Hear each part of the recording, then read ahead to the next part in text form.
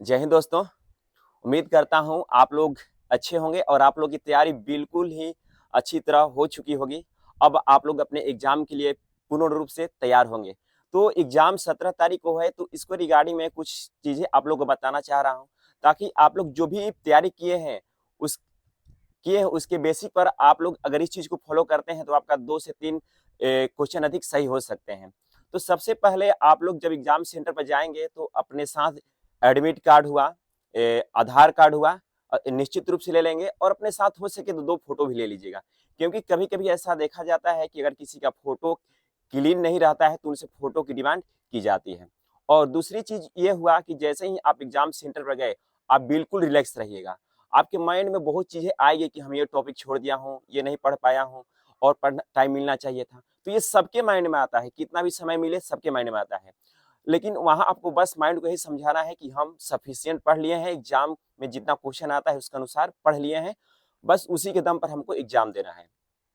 और तीसरी चीज, अगर आप लोग एग्जाम सेंटर में जाते हैं तो वहां रिलैक्स रहिएगा।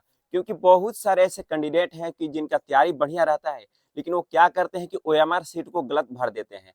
अगर आप मान लीजिए कि 100 में 90 भी सही कर देंगे और ओएमआर सीट को गलत भर देंगे, तो आपका रिजल्ट नहीं आने वाला है। तो इस चीज को आप लोग सीरियस से लीजिएगा। आराम से हो सके तो 2 मिनट अधिक लगे, लेकिन पूरी तरह आप स्पष्ट हो जाइएगा कि हम सही रूप से अपना रोल नंबर भर रहे हैं, बुकलेट नंबर भर रहे हैं, डेट ऑफ बर्थ भर रहे हैं। बिल्कुल ही मतलब स्पष्ट माइंड से, वहां हड़बड़ी की जरूरत नहीं है, क्योंकि आपको बहुत ही समय दिया हुआ है इस एग्जाम को लेकर। और तीसरी चीज, आप लोग जब भी क्वेश्चन सॉल्व करना स्टार्ट करते हैं तो 1 से लेकर 100 तक पहले देख लीजिए। इसमें जो जो क्वेश्चन आपको निश्चित रूप से आते हों उसको आप लोग ओएमआर शीट पर भरिए। और दूसरी बार में 1 से 100 तक वैसे क्वेश्चन को सॉल्व कीजिए जिसमें आपको डाउट है। और ये 2 चरण हो गया। और तीसरी चरण में ऐसे क्वेश्चन जो आपको बिल्कुल नहीं आते हैं, लेकिन आपको लग रहा है कि इसका क्वेश्चन ये आंसर ये हो सकता है, उसको भी भरिए। आप लोग रिस्क लीजिए इसमें। ये बात मैं इसलिए कह रहा हूँ क्योंकि इसमें निगेटिव मार्किंग न के बराबर है। जरा सोचिए, हम ये बात आपको क्यों बोल रहे हैं। मान लीजिए कि आप लगातार 10 क्वेश्चन ऐसे हैं जो आपको नहीं आते हैं, और 10 क्वेश्चन आप उसको भरते हैं। तो मान लीजिए 10 में से आप 9 गलत भर दिए, तो आपका 9 गुणे 0.2 मतलब 1.8 मार्क आपके कटेंगे। लेकिन 10 में से अगर आपका एक भी क्वेश्चन सही हो गया तो 2 मार्क्स आपको मिल जाएंगे। 2 में से 1.8 घटा दीजिए, 0.2, फिर भी आपको 0.2 का लाभ मिलने वाला है।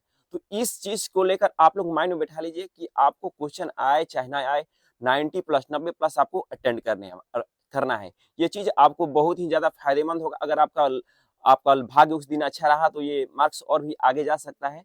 तो फिलहाल इस वीडियो में इतना ही दोस्तों। एग्जाम को लेकर बिल्कुल रिलैक्स रहना है। अंतिम समय में ज्यादा मतलब प्रेशर लेने की जरूरत नहीं है। आप जितना पढ़े हैं सफिशियंट पढ़े हैं।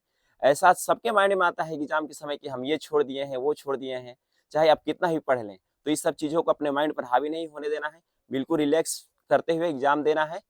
और ये अंत में आप लोग के एग्जाम के लिए ढेर सारी शुभकामनाएं। आप लोग एग्जाम को क्लियर कीजिए और अगले चरण के लिए रेडी रहिए। फिलहाल इस वीडियो में इतना ही। जय हिंद।